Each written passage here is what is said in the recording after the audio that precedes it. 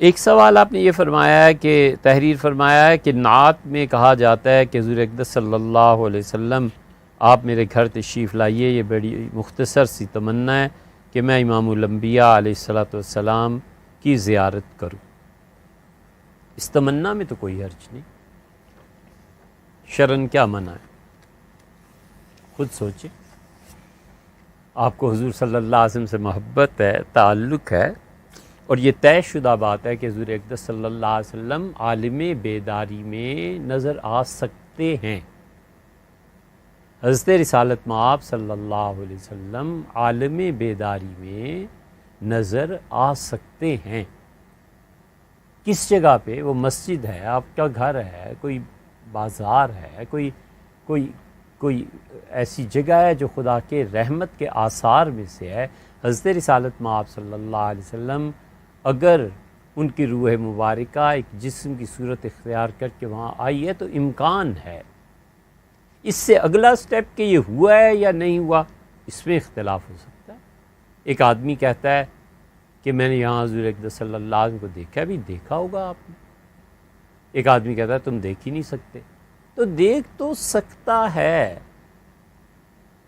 لیکن ایکچولی اس نے دیکھا ہے یا جھوٹ بولا ہے، اب یہ جانے اور اللہ جانے۔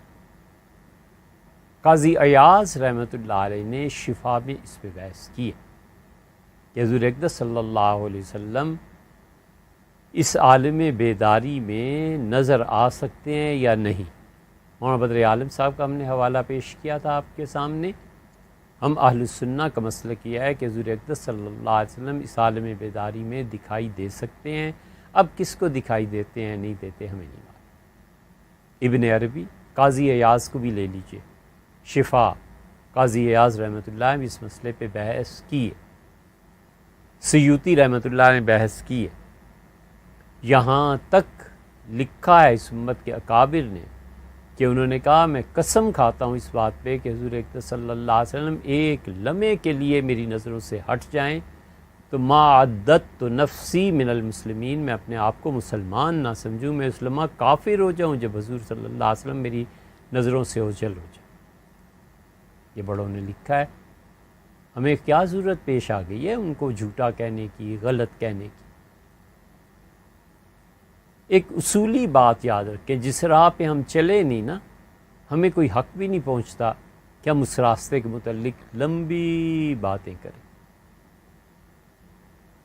ہم آسٹریلیا نہیں گئے تو مجھے حق بھی نہیں پہنچتا کہ میں کینگرو کے متعلق بیان کرتا پھروں کہ یہ ہوتا ہے وہ ہوتا ہے۔ جو پڑھا ہے یار، 2 4 10 20 جملے پڑھ لیے ہیں وہی کہہ سکتا ہوں۔ اور ایک آدمی جو آسٹریلیا گیا ہے اور کینگروز اور یہ چیزیں دیکھ کے آیا، اس کا علم محرم کیا اس میں موازنہ کیا ہے؟ اسے پتہ ہی نہیں ہے کہ اللہ کا ذکر کیا چیز ہے، مراقبات کیا چیز ہے۔ اسے یہ بھی نہیں پتا کہ مراقبات اور افکار میں فرق کیا ہے، کون سا سلسلہ اپنی کس چیز کو کیا کہتا ہے۔ اسے یہ بھی نہیں پتا کہ ابن عربی رحمۃ اللہ علیہ نے جو اپنی کتابوں میں معراج کا لفظ یوز کیا ہے وہ کیا ہے۔ ابن عربی رحمۃ اللہ علیہ نے جہاں پر مجاہدہ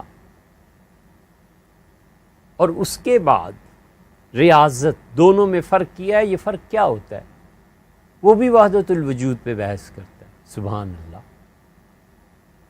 ہمیں نہیں معلوم کہ ہارس پاور کیا چیز ہے، ہمیں نہیں پتا کہ 1764 میں واٹ جیمس نے یہ ایک چیز ایجاد کی تھی، اور ہمیں یہ بھی نہیں پتا کہ گھوڑا اور یہ جو بجلی اور اتنے واٹ اور مشین اتنے پہ چلائی جائے گی، یہ سنگل ہارس پاور ہے، یہ ڈبل ہارس پاور کی مشین ہے، ہمیں کچھ بھی یہ نہیں پتا۔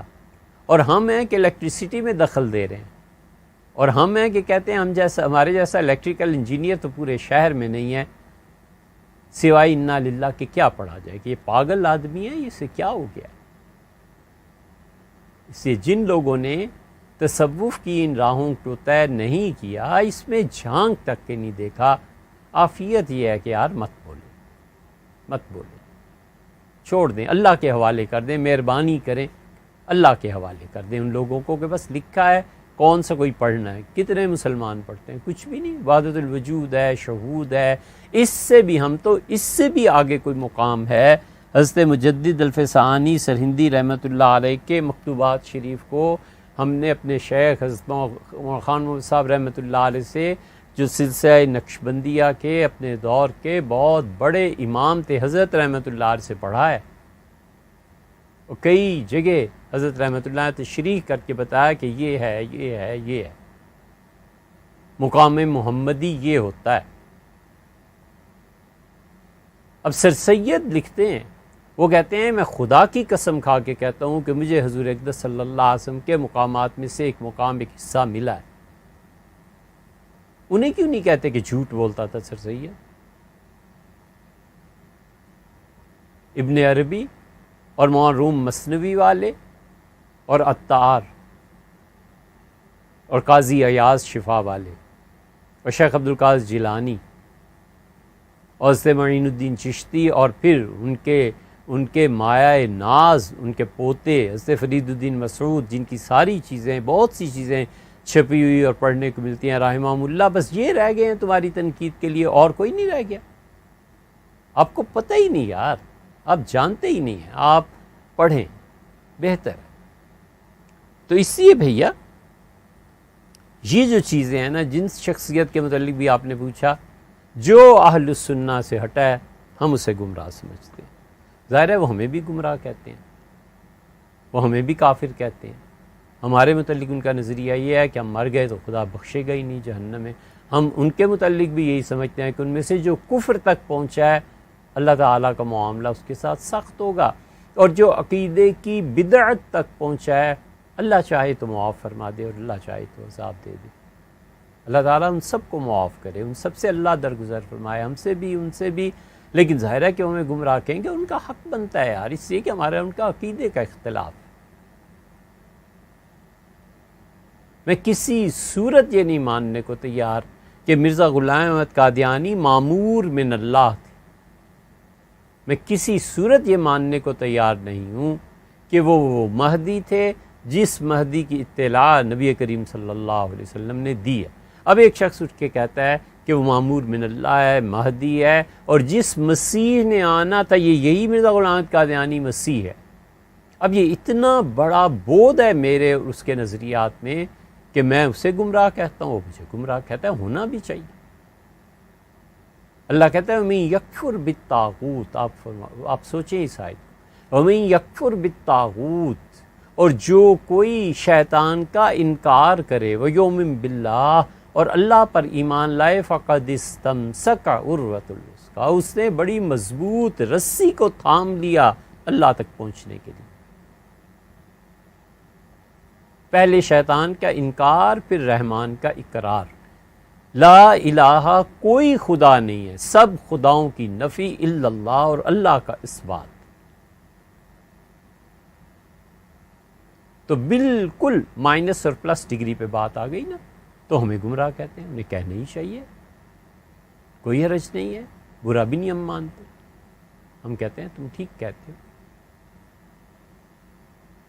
لیکن یہ نہیں ہے کہ ہمیں کوئی شک اور شبہ ہو کہ ایسے لوگ گمراہ نہیں۔ جو اہل سنہ کے عقیدے سے ہٹ جائے گا، وہ جتنا ہٹے گا اتنا ہی گمراہ ہے۔